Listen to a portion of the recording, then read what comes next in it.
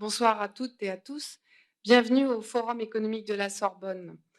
Les forums sont une association de 3 partenaires, BSI économique, Paris 1 et les étudiants de Partageons l'éco. Nous avons voulu unir nos forces en début d'année pour mettre en place ces forums qui se tiennent sur 2 jours afin de participer au débat, trouver des clés de lecture, trouver des clés d'action ensemble sur l'actualité économique. Nous allons ouvrir le bal avec une table entièrement féminine sur ces 2 jours où la question que s'est posée en début d'année, c'est cette crise et a secoué nos modes de vie, a secoué notre manière de penser l'économie. Et que va-t-on faire de cette crise? Est-elle un accélérateur de tendance? Va-t-elle créer de nouvelles façons de vivre? Va-t-elle faire émerger de nouvelles théories économiques? Et on a voulu se pencher dans les 2 prochains jours sur les opportunités, les contraintes provoquées par cette crise pandémique, cette crise exogène. Cette première table, aujourd'hui, est consacrée à la transition énergétique et nous allons essayer toutefois de nous interroger sur certains points qui vont être évoqués dans les prochaines tables rondes, sur la digitalisation du monde, la mondialisation, le financement de l'économie et le financement de ces transformations. Et nous allons commencer par introduire nos participantes, volontaires, femmes d'action.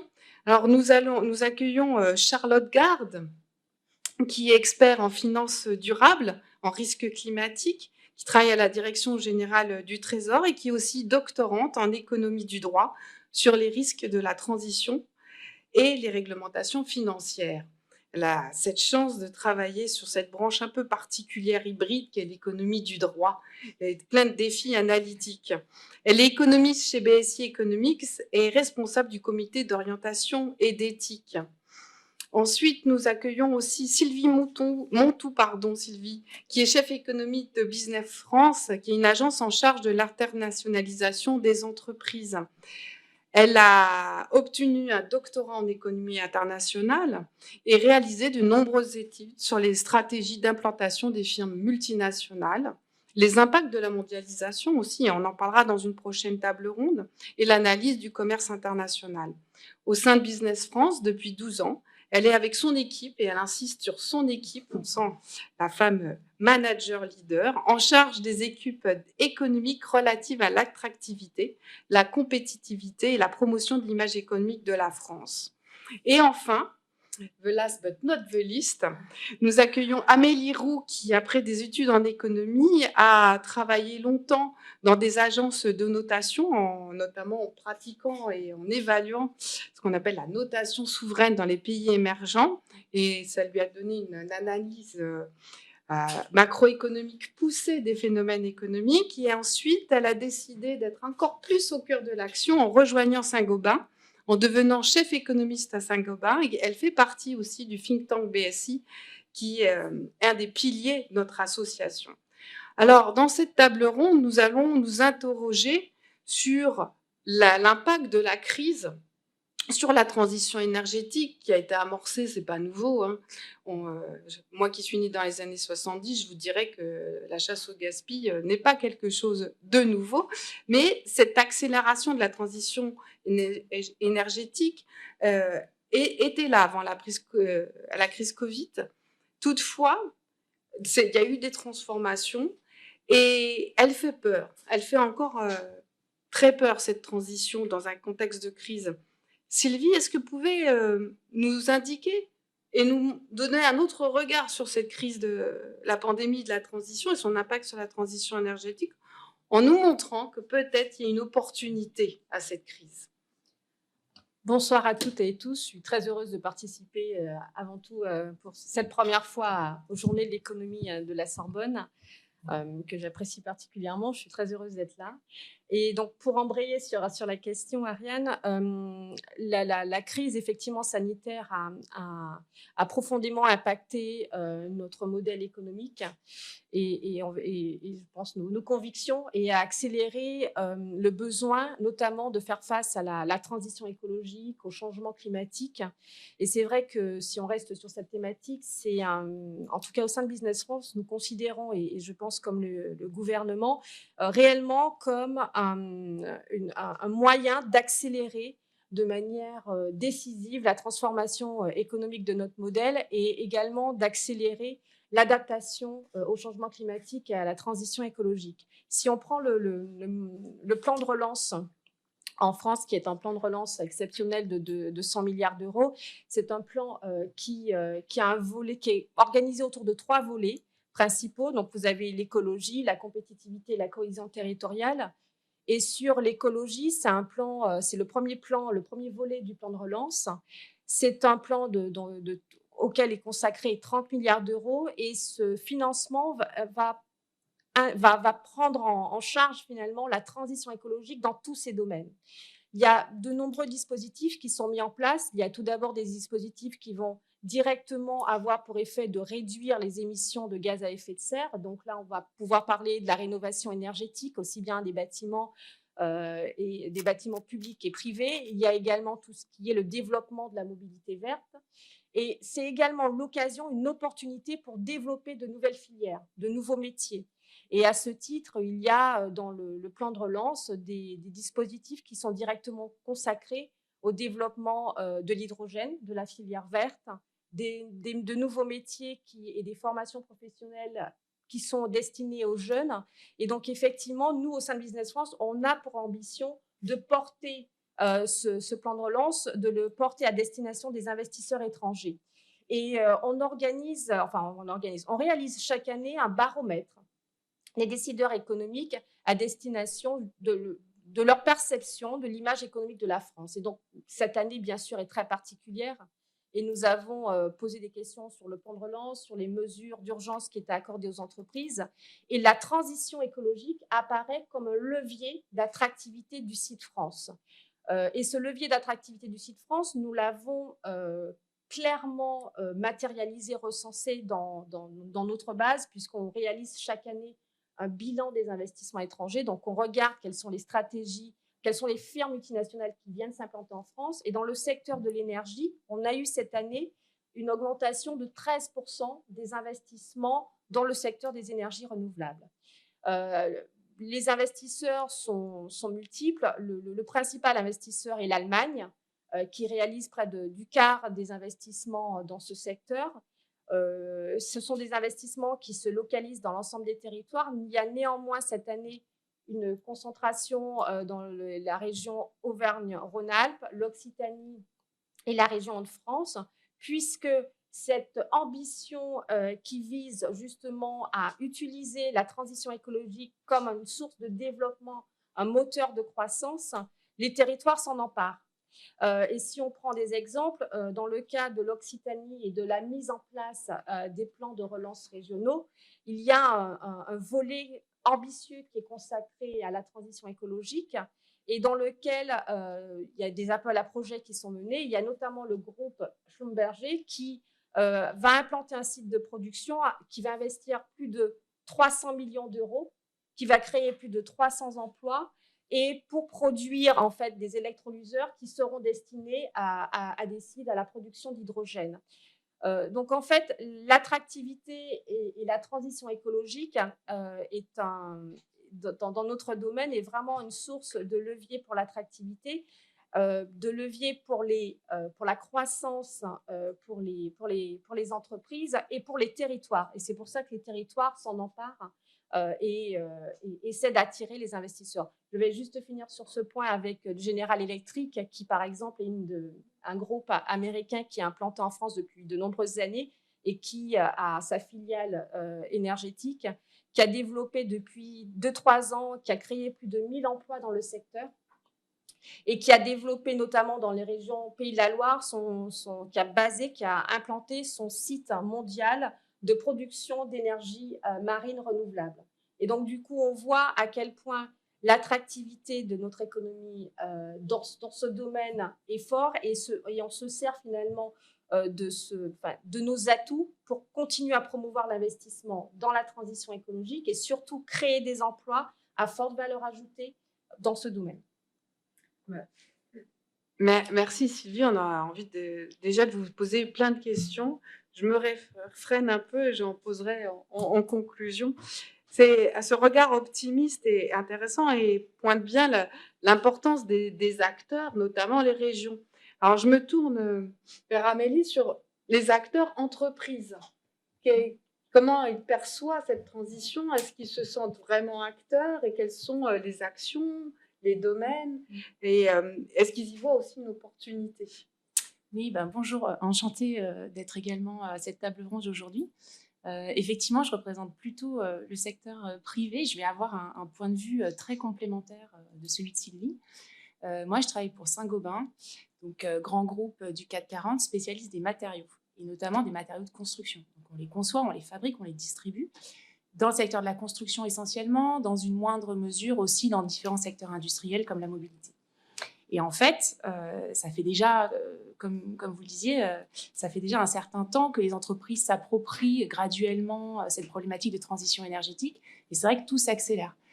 Chez nous, on conçoit la transition énergétique dans 2 domaines qui sont parfaitement complémentaires et qui d'ailleurs sont parfaitement couverts par le plan de relance. Et c'est pour ça qu'on a cette accélération. D'une part, le domaine de la décarbonation de nos propres processus de production et d'autre part, la décarbonation des bâtiments, donc la rénovation énergétique des bâtiments qui sont le cœur de nos métiers. Et en fait, c'est dans ces 2 dimensions-là que nous, on trouve un relais de croissance à long terme et qu'on s'est approprié la transition énergétique au service de notre croissance de long terme. Donc, par exemple, sur la transition énergétique, sur la transition de nos propres processus industriels, dans les faits, c'est un processus qui a commencé bien avant le Covid. On a notamment, on s'est engagé pour la neutralité carbone à horizon 2050 en 2019. Donc, à la suite de ça, on a publié notre feuille de route. Donc, qu'est-ce que c'est? C'est des objectifs intermédiaires à horizon 2030, chiffrés, de réduction de notre empreinte carbone, d'augmentation du recyclage, de modération d'usage des matières premières. Et en fait, c'est des objectifs qui sont assez ambitieux. Ce qui est intéressant, c'est que pour atteindre ces objectifs intermédiaires à 2030, nous, on estime qu'il nous faut 1 milliard d'investissements sur 10 ans. Donc, c'est colossal. C'est 100 millions par an en moyenne sur les 10 prochaines années. Quand on le dit comme ça a vraiment l'air d'être une contrainte pour nous. En fait, on le fait, et on le fait avec résolution, et on va le faire à horizon 2030. Pourquoi? Parce qu'en fait, ces investissements-là ne seront pas des dépenses stériles. Ils seront rentabilisés par les économies d'énergie qu'on va faire, par l'amélioration de nos produits qu'on va faire. Ce milliard, on va le dépenser en partie en recherche et développement. On va développer des nouveaux produits qui seront plus économes en énergie, qui seront plus économes en matières premières, donc qui nous coûteront moins cher. On va moderniser nos outils de production. Donc, par exemple, on a des gros fours verriers pour faire de la laine de verre et pour faire du vitrage. On va les moderniser, on va les faire transitionner vers des énergies plus vertes. On va les modifier en profondeur pour permettre d'augmenter la part de matériel recyclé, enfin de matières premières recyclées qu'on peut mettre en entrée de ligne de production. On équipe toutes les lignes de production de capteurs pour réduire la consommation d'énergie, optimiser la consommation d'énergie, pour réduire les malfaçons. Et tout ça, ce sont des sources d'économie, des sources de compétitivité à long terme. Donc en fait, on utilise la transition énergétique, vraiment, enfin, on la conçoit comme une source de croissance à long terme à ce titre-là. Et puis, bien sûr, il y a le deuxième volet de la transition énergétique qui concerne celle de nos clients. À partir du moment où tout le monde transitionne, nous, on transitionne sur nos propres processus, mais on accompagne nos clients aussi dans cette transition-là. Et ça, étant donné qu'on est beaucoup sur le secteur de la construction, c'est accompagner toute la filière bâtiment dans la réduction de son empreinte carbone. C'est une source naturelle de croissance pour nous, puisque c'est un marché qui se développe beaucoup, porté par les pouvoirs publics, justement. Et en fait, tout l'enjeu pour nous, c'est d'articuler ces 2 transitions-là. C'est-à-dire, c'est d'articuler, d'une part, le coût en carbone que représente la fabrication de nos produits, notamment la dépense énergétique pour les concevoir, et le gain en carbone rendu possible par leur utilisation dans un bâtiment sur toute sa durée de vie, donc typiquement pour un isolant ou pour un vitrage performant. Et en fait, on mesure ce ratio-là et en fait, on estime que notre opportunité de croissance, elle viendra de la maximisation, quelque part, de ce gain net de carbone rendu possible par nos solutions. Et en fait, c'est comme ça qu'on réussira la transition énergétique. C'est en faisant toute la chaîne, en agissant en amont sur nos processus, en aval sur nos clients et sur la filière. Et c'est comme ça, nous, qu'on estime avoir les moyens de pérenniser notre activité à long terme. Merci beaucoup, Charlotte. Et tu montres bien qu'une fois qu'on s'entend sur ce qu'est un cycle de vie, travaillant dans les transports, on n'est pas toujours d'accord avec les ingénieurs, entre les économistes et les ingénieurs, mais tu pointes bien que c'est à la fois une source d'innovation, mais aussi de qualité, en fait. Sa transformation, c'est pas que de l'énergie, c'est une transformation de nos produits, de nos process de production. Mais tu pointes judicieusement 1 milliard en 10 ans. Et je me tourne vers Charlotte. Et comment on finance tout ça, Charlotte ? Belle question, effectivement. Merci beaucoup encore une fois de l'invitation et merci beaucoup pour les commentaires qui ont été exprimés jusqu'ici et j'espère pouvoir être aussi complémentaire que vous l'avez été jusqu'à présent. Alors, comment finance-t-on tout ça ? Alors, c'est effectivement je dirais une conjonction d'investissement public nécessairement et d'investissement privé. Je pense que la crise, d'abord, a montré, et surtout sous l'impulsion franco-allemande, qu'il était possible de s'entendre au niveau européen sur un plan européen de relance. C'est le plan que vous aviez évoqué tout à l'heure de l'ordre de 750 milliards d'euros qui sera financé par un endettement commun avec la création de cette facilité Next Generation EU. Je pense que peut-être 2 points importants à mentionner dans le cadre de ce plan de relance européen, c'est d'abord le fait qu'un principe d'innocuité environnementale a été inclus dans ce plan de relance, à savoir que désormais, l'ensemble des financements qui seront possibles grâce à cette facilité de relance ne devront pas porter atteinte à des objectifs environnementaux, objectifs qui ont été fixés notamment par un règlement qui s'appelle le règlement taxonomie et dont on parlera tout à l'heure, et qui correspondent plus ou moins, je dirais, à ces 2 jambes de la neutralité carbone. Si on veut définir la neutralité carbone de manière très schématique, c'est d'une part, la première jambe, c'est réduire substantiellement ses émissions de gaz à effet de serre, et ce, afin de limiter le volume total de gaz à effet de serre dans l'atmosphère et limiter également disons leur potentiel de réchauffement étant donné les émissions de gaz à effet de serre passées. Et puis par ailleurs, c'est une seconde jambe qui est le maintien de la capacité de capture et de stockage du carbone par les puits de carbone naturels que sont les océans, les sols et les forêts. Et ces 6 objectifs environnementaux qui sont compris dans ce principe d'innocuité environnementale couvrent justement ces 2 jambes de la neutralité carbone. Et un peu comme un être humain qui viendra boiter si l'une de ses jambes fonctionnait mal, le plan de relance, du coup, ne fonctionnera pas bien si il ne peut pas atteindre cette neutralité carbone et si du coup, disons, des facilités de financement viendraient à déroger surtout à cette seconde jambe de la neutralité carbone qui est la préservation finalement de l'environnement et du coup de la capacité de stockage du carbone. Un deuxième point important, je pense à mentionner sur l'investissement public, c'est également la capacité d'émission obligataire de l'Union européenne qui a été décidée l'été dernier et qui vise également à financer directement les investissements dans la transition énergétique et écologique, et ce, au regard d'objectifs aussi environnementaux, climatiques qui ont été définis au niveau européen. Et puis, je dirais que le deuxième pan, c'est évidemment le financement privé, et essentiellement par les marchés, alors à la fois par les établissements de crédit, par les entreprises d'investissement, par les assureurs, par les gérants de portefeuille. Et là, c'est vrai que l'Union européenne n'a pas attendu, et heureusement, la crise du Covid pour venir définir cet alignement des flux financiers qui doit se passer au niveau européen comme au niveau mondial. C'est d'ailleurs l'accord de Paris qui exige un réalignement de l'ensemble des flux de capitaux sur une trajectoire bas carbone. Et du coup, dès le printemps 2018, la Commission européenne avait mis en place un plan d'action pour venir verdir, entre guillemets, le système financier. Plan d'action qui s'articule essentiellement autour de réformes d'ordre réglementaire pour venir justement pour venir contraindre, entre guillemets, mais il faut le voir comme une opportunité, surtout parce que c'est aussi une gestion du risque, mais en tout cas contraindre, disons, le système financier à bien prendre en compte justement ce principe presque d'innocuité environnementale, et puis à financer directement des investissements qui permettent la transition énergétique. On en parlera après, notamment avec la taxonomie, mais nombre de réformes ont eu trait, bien sûr, de l'ordre, enfin, en tout cas, étaient davantage de l'ordre de la politique informationnelle, disons, de venir accentuer la transparence des acteurs de marché sur l'alignement, par exemple, du bilan d'une institution de crédit sur des objectifs climatiques environnementaux, ou encore intégrer la prise en compte des facteurs environnementaux et climatiques, par exemple dans les notations de crédit ou dans les notations extra-financières. Et avec la crise, la crise du Covid, ce plan d'action est en cours de réforme, et justement la Commission européenne va venir accentuer la nécessité d'une part de prendre en compte le financement de la transition, désormais qu'on aura défini nos objectifs à atteindre à horizon 2030, 2040, 2050. Il s'agit de pouvoir financer justement cette transition telle que vous l'avez très bien exprimée juste auparavant.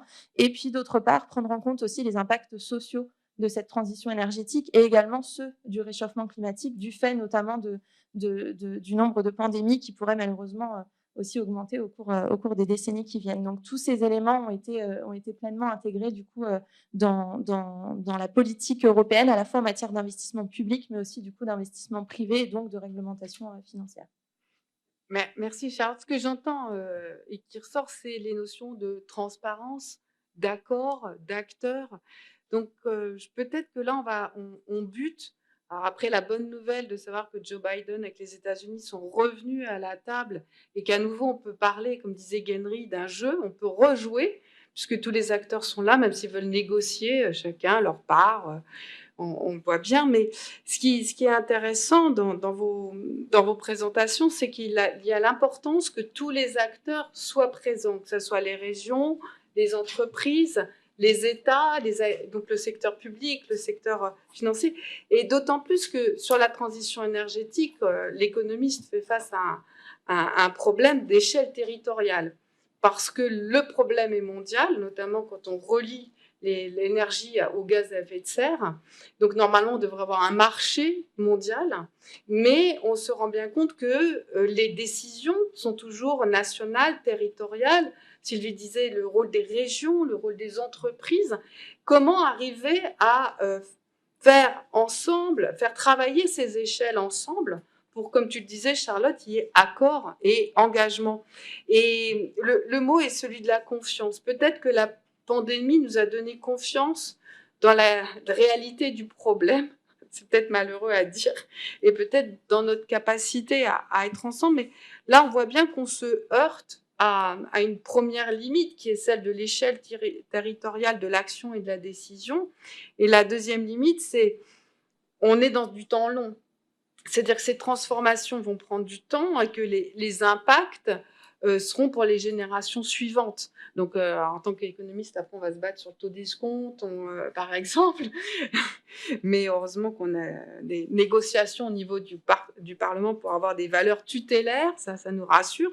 Mais on voit bien aussi une limite de cette temporalité. Donc, on a une distorsion on va dire, du rapport espace-temps. Et là, je crois qu'on touche à quand même, vous avez été enthousiaste et c'est vraiment agréable. Et après 1 an et demi de crise où on a été quand même enfermé, d'entendre vos discours en disant bon, il y a des aspects positifs, il y a quelque chose qui se met en place, mais ne soyons peut-être pas si euphoriques. Il y a aussi peut-être des contraintes. Et Amélie, on sent peut-être un acteur entreprise est peut-être le plus à même de nous dire quelles sont les contraintes de coordination. Parler d'accord, ça veut dire s'il y a accord, coordination, l'empilement peut-être des réglementations, toutes ces échelles de décision sur les territoires, les instances de gouvernance auxquelles vous vous heurtez. Oui, effectivement, il y a un vrai enjeu au niveau des réglementations et au niveau des dispositifs de soutien. Alors, ils sont très importants, ces dispositifs de soutien, sur le secteur que nous, on connaît, qui est la rénovation énergétique des bâtiments. Soyons clairs, le soutien public, il aide à structurer le marché et à le massifier, puisque l'enjeu, c'est bien cette massification. Par contre, effectivement, ça crée un enjeu de coordination et d'empilement. Donc, je peux vous prendre plusieurs exemples assez concrets. Nous, par exemple, il y a potentiellement un risque d'accélération et de fréquence d'actualisation de la réglementation sur certains secteurs, avec des échéances de temps qui sont données pour arriver à certains objectifs. Si ces échéances bougent 2 ans plus tard, l'outil industriel, lui, n'a pas forcément l'agilité toujours pour pouvoir s'adapter. Ensuite, on a un enjeu de coordination aussi des différents dispositifs. Donc, un exemple concret, par exemple, typiquement issu du plan de relance, c'est MaPrimeRénov', donc un dispositif très important de soutien des ménages financiers pour la rénovation énergétique, un dispositif dédié aux ménages. Et puis en face, on a les C2E, les certificats d'économie d'énergie, qui sont une incitation pour les industriels à faire de la rénovation énergétique. Et ces 2 dispositifs-là, il faut les coordonner. Et en fait, il peut y avoir des frictions, il peut y avoir des messages aussi parfois contradictoires envoyés sur l'un ou sur l'autre de ces messages-là par les autorités. Et nous, derrière, c'est des investissements qui sont lourds.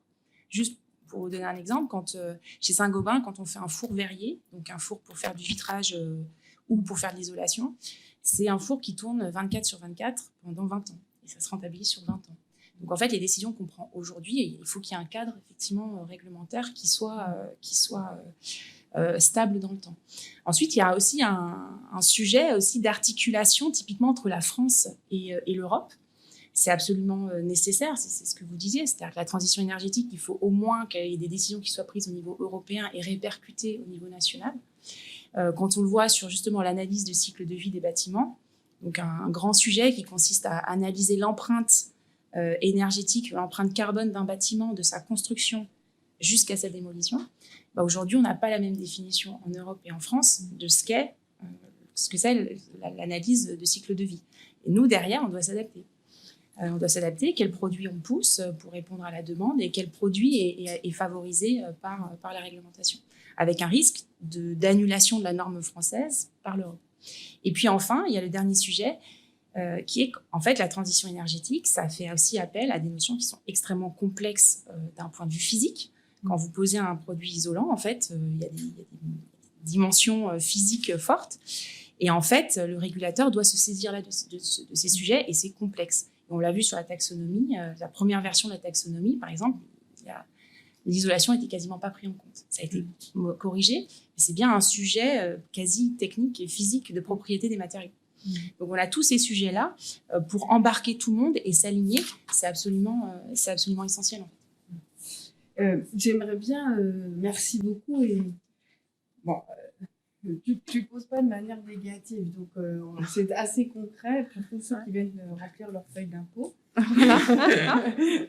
Moi, j'ai apprécié d'avoir toutes ces nouvelles petites cases. Mais Charlotte, revenons sur ces enjeux de taxonomie. Ouais. Oui, bien sûr. Mais merci beaucoup d'avoir soulevé ce sujet parce que je pense qu'il est vraiment au cœur de ce que l'Europe justement entend faire en matière de réalignement des flux de capitaux sur la transition et plus largement en matière de finances durables. Disons qu'une contrainte qui est directement apparue de la littérature académique notamment, c'est que faute d'avoir une information de qualité sur les marchés en matière d'objectifs à atteindre en matière de transition énergétique et faute d'avoir ce langage commun de la transition et de la durabilité, il y avait non seulement, il y a toujours aussi évidemment, mais un manque de confiance des épargnants, des investisseurs dans des produits financiers, des produits d'épargne, des produits d'investissement, des produits d'assurance qui pourraient être commercialisés comme durables. Et puis par ailleurs, il y avait ce besoin pour le marché d'avoir un peu cette feuille de route de la durabilité, de la transition qui manquait jusqu'à présent. Et finalement, avec ce projet de taxonomie qui a débuté au niveau européen fin 2018, l'Europe entend finalement par la réglementation financière, je dirais presque fixer un peu déterminer ce que j'appellerais ce business plan de la transition, avec évidemment à la fois toute l'ambition que contient un tel projet et en même temps toutes les difficultés évidemment que ça apporte, parce que comme je l'explique souvent, je pense à titre personnel qu'avec cette taxonomie, l'Europe par la petite porte est venue, et par l'apport de la finance, est venue déterminer finalement ce business plan de la transition et du coup, toutes les difficultés et toutes les complexités que comporte la transition énergétique ont été un peu dévoilées au grand jour. Et je pense, à titre personnel, encore une fois, que c'est tant mieux finalement, parce que finalement, ça a démontré toutes ces difficultés. Alors peut-être plus concrètement, qu'est-ce que c'est la taxonomie ? C'est une classification qui couvre l'ensemble des secteurs de l'économie, à l'exception des combustibles fossiles solides dans la production électrique, donc à l'exception du charbon et du lignite, et qui vient déterminer pour chacun de ces secteurs, et du coup pour chacune de ces activités économiques sous-jacentes, des critères de durabilité, qui généralement passent par des technologies qui sont soit déjà bas carbone, soit qui permettent au secteur en question d'atteindre un niveau de durabilité et en particulier un niveau d'émissions de gaz à effet de serre. Et donc, lorsque vous ouvrez cette taxonomie, c'est presque comme une encyclopédie parce que ça comporte du coup 6 objectifs environnementaux, dont 2 objectifs climatiques que sont l'atténuation et l'adaptation au changement climatique. Et puis, pour chacun de ces objectifs, ça va déterminer quels sont les critères de contribution substantielle à ces objectifs. Et du coup, lorsque vous ouvrez cette taxonomie, vous n'avez pas seulement, je vais être à dessin un peu caricatural, mais vous n'avez pas seulement l'énergie renouvelable, enfin l'éolien par exemple, ou le véhicule électrique et la forêt. Vous avez tous les secteurs les plus émissifs aujourd'hui en gaz à effet de serre qui sont aujourd'hui dans la taxonomie, enfin qui sont également dans la taxonomie, pardon, et pour lesquels on fixe ce cap à atteindre en matière de neutralité carbone. Si le seuil ne permet pas effectivement d'être neutre en carbone, en tout cas il permet largement de s'en approcher.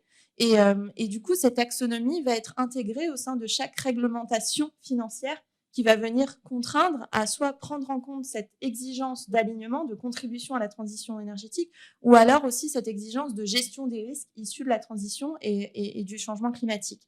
Et du coup, ce qu'on fait aujourd'hui, c'est que on a fixé le cap finalement à atteindre, ou en tout cas un certain cap à atteindre. Ça donne cette espèce de feuille de route et on se dit, voilà ce qu'est un investissement durable. Mais on se dit, il faut aussi déterminer finalement ces trajectoires de décarbonation. Parce qu'évidemment que la transition, comme vous l'avez très bien expliqué, elle est dynamique. Et un investissement, typiquement dans un four verrier pour venir le décarboner, ça ne se fait pas en 5 ans, ça se fait en 10, 20 ans. Et je pourrais donner plein d'exemples comme ça, dans le transport maritime, fluvial, dans le bâtiment, dans l'industrie sidérurgique, cimentière, etc. Et la taxonomie fixant ce cap, désormais, on est en train de déterminer au niveau européen ces trajectoires sectorielles de décarbonation pour que des instruments financiers viennent justement aider aussi à financer la décarbonation des entreprises et pas seulement à financer des entreprises ou en tout cas des pans de l'activité qui seraient entre guillemets déjà verts, mais ceux qui doivent justement activement se décarboner. Et là, du coup, on a des instruments financiers qui sont bien plus divers que ce à quoi on pourrait penser initialement. À savoir, on n'a pas seulement des green bonds, on peut avoir aussi des instruments, par exemple, dits sustainability linked. Par exemple, pour donner un exemple très concret, votre banquier va dire à l'entreprise X, bah voilà, vous devez avoir atteint à horizon 2025, un horizon de temps plus court que celui généralement, par exemple, d'une émission obligataire verte, vous devez avoir atteint tel seuil de la taxonomie, qui n'est pas le seuil final, évidemment, parce qu'on sait très bien qu'à horizon 2025, c'est pas possible, mais un seuil intermédiaire. Et du coup, de pouvoir un peu harmoniser tout ça, c'est un outil parmi tant d'autres, évidemment, c'est pas l'alpha et l'oméga, mais ça permet de partager ce langage commun et du coup de venir financer effectivement la transition de l'économie. Merci Charlotte. Tout à l'heure, tu parlais des impacts sociaux. Alors, je pense on parle de 2 types d'impacts, ceux de l'épuisement de nos ressources fossiles hein, et du changement climatique, puis les impacts de cette transition énergétique, et souvent qui est mal vécue via les taxes carbone. Hein. On a eu scellé d'éléments sociaux et de révolte sociale en France sur cette taxe carbone, mais au-delà de la taxe, la transition énergétique ou la dépendance aux énergies fossiles crée des inégalités. Même avant la crise pandémique, je me souviens qu'en 2008, face à l'augmentation du prix des carburants, des ménages considéraient leur budget énergie et certains ménages dépendants à l'automobile, en périurbain notamment, avaient réduit le chauffage, leur consommation en termes de chauffage du bâtiment de résidence pour pouvoir continuer à rouler. Donc, face à ces inégalités-là, au moins elles révèlent, et ces révoltes sociales, sur le fait que tout le monde doit être acteur et que peut-être cette transition, au-delà des inégalités, elle doit être acceptée. Et Sylvie, que peut-on dire de cette acceptabilité? Comment la gagner? Est-elle si nécessaire? On pourrait se dire, bon, bah, si les acteurs, les décideurs mettent en route, bah, c'est bien, ça suffit et ça ira. Qu'en est-il? Alors, c'est une question très importante. Je ne suis pas sûre de pouvoir dire comment gagner l'acceptabilité des citoyens, mais en tout cas, c'est clair que c'est une question qui est cruciale.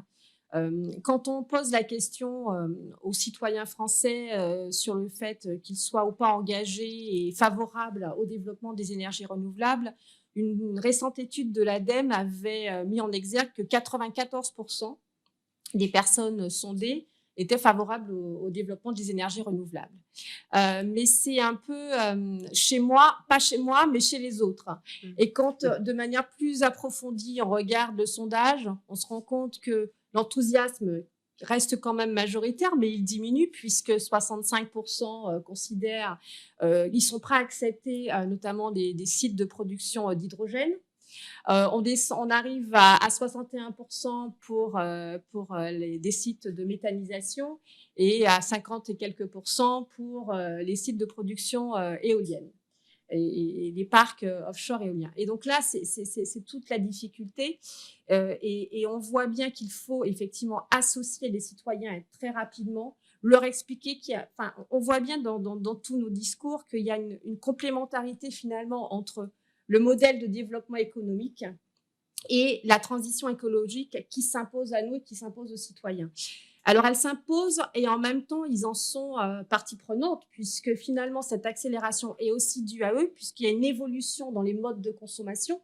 Les modes de consommation aussi bien dans le bâtiment, mais même consommation durable avec le développement de l'économie circulaire, le bio, etc. Donc, il y a une vraie transition agricole qui est permise grâce à l'évolution des consommateurs. Néanmoins, il faut l'accompagner. Et on voit des gros projets d'investissement.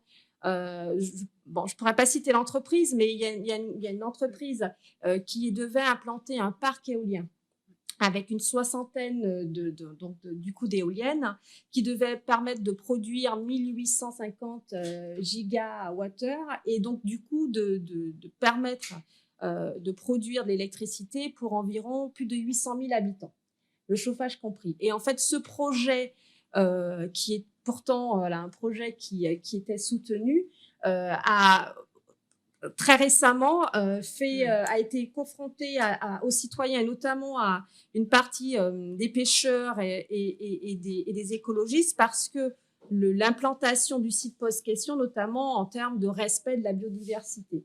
Et donc on voit toute la difficulté finalement que nous avons entre la volonté d'aller vers cette transition écologique et l'ambition également, aussi bien du gouvernement, mais des citoyens, d'y accéder.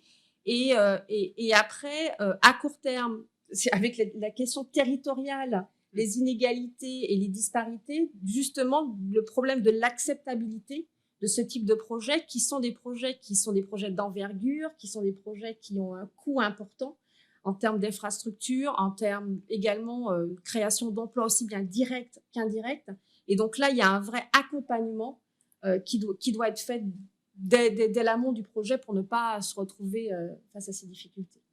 Et Sylvie, pour rebondir, on parle d'accompagnement et dans ta première intervention, tu as parlé de formation, de transformation. Comment peut-on, nous, universitaires, c'est mon métier, je suis universitaire, comment peut-on accompagner cette transformation par la mise en place de formations? Est-ce que ces formations doivent être forcément mondialisées, faites sur plusieurs pays avec d'autres partenaires? Est-ce qu'il faut développer des formations qui mêlent sciences dures, sciences de l'ingénieur et sciences humaines?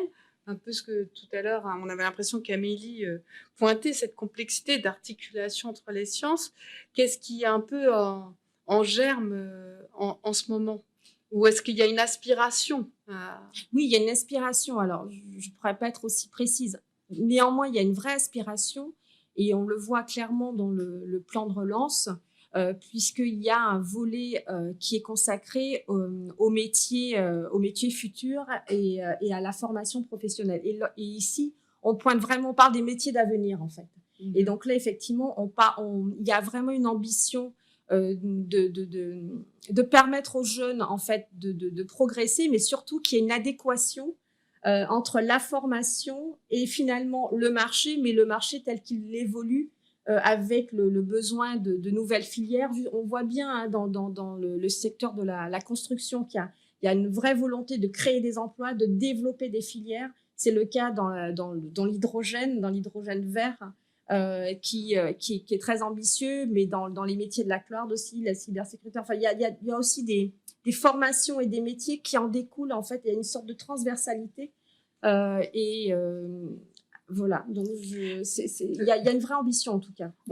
On voit bien qu'il y a une ambition de nouvelles compétences.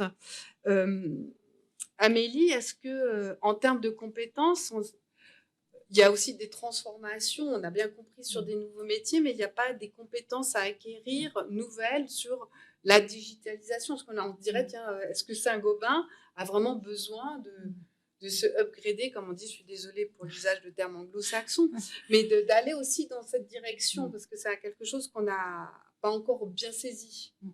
En fait, c'est absolument crucial. Nous, on a coutume de dire, et c'est quelque chose qu'on disait même avant le Covid, on disait demain, le monde sera plus local, plus digital et plus soutenable. Et en fait, la digitalisation, on la conçoit comme un outil au service de la transition énergétique. Tout à l'heure, je citais l'installation de capteurs sur nos lignes de production pour optimiser la consommation d'énergie, optimiser l'usage des matières, réduire les malfaçons. Ça, c'est un exemple typique de ça. Du coup, nous, derrière, ça veut dire effectivement avoir les compétences digitales en interne. Il nous les faut, bien sûr, dans des équipes qui sont dédiées et qui sont des ingénieurs digitaux. Mais en fait, il nous la faut aussi dans les usines. Et c'est ça qui est intéressant. On a monté un programme qui s'appelle la DNA Academy. Et en fait, avec cette idée de sensibiliser au digital des opérateurs d'usines. Pourquoi ? Parce qu'en fait, c'est eux qui savent quels sont les besoins sur leur ligne de production. Et en fait, le digital, pour nous, bien sûr, on a des grands plans, etc., mais on a aussi besoin d'avoir des innovations incrémentales qui partent des usines. Et alors, parfois, c'est juste installer l'application qui va bien, qui permet aux opérateurs de remonter un problème de maintenance directement avec la bonne application au service de maintenance sans avoir à traverser l'usine pour y aller. Avec des usines qui font parfois 1 kilomètre de long.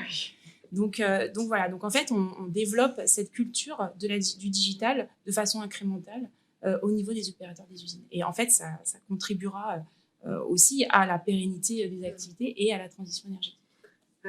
Merci, on voit bien que c'est un ensemble de transformations qu'il faut mettre en place. Et c'est intéressant cette approche aussi du bas vers le haut et de bas vers le... Cette interaction, ces deux échelles, on peut reparler d'échelles qui se croisent. Charlotte, j'ai une dernière question. Je lance. En fait, j'insiste beaucoup parce que tu as bien montré l'importance de la transparence dans la gouvernance, sur l'information, la communication. Et est-ce qu'il n'y a pas une transformation dans nos gouvernances avec l'intégration d'un point de vue éthique ? Est-ce que ce n'est pas nécessaire et ce ne serait pas un des piliers de notre transformation pour faire en sorte que cette transition énergétique puisse avoir lieu? Oui, pleinement. Alors, je pense qu'il y a 2 niveaux. Je réfléchis presque à voix haute et je m'en excuse, mais disons que, peut-être pour donner une anecdote, avant de travailler à la DG Trésor, je travaillais à l'autorité des marchés financiers et il y a de ça quelques années. Et on parlait très peu finalement de lutte contre le changement climatique et on parlait très peu de risques aussi qui étaient issus du changement climatique. Et je me souviens de réunions avec la place où finalement les acteurs de marché, comme on dit au sens très large, ça comprenait tant des gérants de portefeuille, de très gros gérants parfois, des établissements de crédit, etc., disaient presque, et je le dis sans jugement aucun, mais disaient mais finalement notre métier c'est pas de sauver la planète. Et c'est assez drôle finalement parce qu'on voit que les mentalités ont beaucoup évolué depuis. Et je pense que justement pour des raisons notamment d'éthique, je pense que c'est finalement contribuer à l'atténuation du changement climatique, contribuer à la transition écologique, que ce soit au sein de l'entreprise ou en tant qu'institution financière, c'est déjà aussi évidemment faire sa part. Parce que je pense que les entreprises et les acteurs de marché doivent être pleinement intégrés à ces décisions de politique publique. Et puis c'est par ailleurs de toute façon gérer le risque. Plus on atténue le changement climatique, plus finalement, alors avec un décalage dans le temps évidemment du fait notamment de l'inertie des émissions de gaz à effet de serre, mais plus on gère les risques aussi, les risques financiers, les risques économiques issus du changement climatique. Je pense que la pandémie l'a très bien montré. Alors c'est pas lié au changement climatique, mais lié notamment à l'érosion de la biodiversité. Et du coup, cette question d'éthique, elle est revenue dans le débat à la fois public, mais également dans le débat même réglementaire. Et typiquement, pour prendre un exemple très simple, effectivement, on est beaucoup aujourd'hui sur une politique que j'appelle vraiment informationnelle, dans le sens où on requiert de la transparence de la part des entreprises, de la part des institutions financières, sur l'alignement de leurs activités sur ces objectifs climatiques et environnementaux, mais on modifie aussi progressivement la gouvernance aussi de tout ça, la gouvernance au sein des entreprises. On l'a vu avec la loi Pacte, on le voit aussi avec la nécessité désormais d'avoir des connaissances, des compétences fortes de la part des conseils d'administration, des instances dirigeantes sur ces questions, et toujours une question de redevabilité. J'en parlerai pas ici parce que le débat serait très long, mais typiquement sur l'intégration des enjeux climatiques, notamment dans les assemblées générales, on l'a vu avec toute la saison des assemblées générales qui a lieu aujourd'hui, enfin qui a lieu en ce moment, pardon, avec du coup l'intégration de cette problématique à la fois de transparence mais aussi de redevabilité. Et je pense que c'est clé justement dans la poursuite de tous ces objectifs. Ouais. Merci beaucoup, Charlotte. Puisque nous parlons de gouvernance et de transparence, je voudrais accueillir la présidente de l'Université Paris 1 qui a fait de ces mots la transparence, la gouvernance dans le respect d'autrui et de l'environnement, son champ de bataille, son cheval de bataille pendant cette campagne. Donc, nous arrivons, j'accueille Christine Noloduc, et chère présidente, nous avons conclu dans cette table entièrement féminine, force positive de changement, nous sommes les femmes. Nous avons conclu que cette transition énergétique allait pouvoir peut-être s'accélérer, en tout cas que la crise nous donnait des opportunités pour mettre en place des transitions dans nos modes de vie et de production et dans notre rapport au territoire. Et la formation a un élément clé apparemment à jouer. Merci beaucoup Ariane et merci beaucoup de m'accueillir lors de ce forum économique de la Sorbonne. Gouvernance, transparence, bien entendu, puisque l'université est, j'allais dire pas une entreprise entre guillemets, en tout cas une organisation à mission, et nous sommes très attachés aux missions de service public. Donc je crois que voilà, on a déjà fait notre transition peut-être sur cet aspect-là. Je voulais vous dire aussi bravo pour cette table ronde sur la transition énergétique qui ouvre le bal des premiers forums économiques de la Sorbonne, qui est un événement que Paris 1 est très heureuse d'accueillir, et je remercie les organisateurs d'avoir mis en place ces forums, cette multiplication de tables rondes sur des sujets passionnants et d'une grande actualité.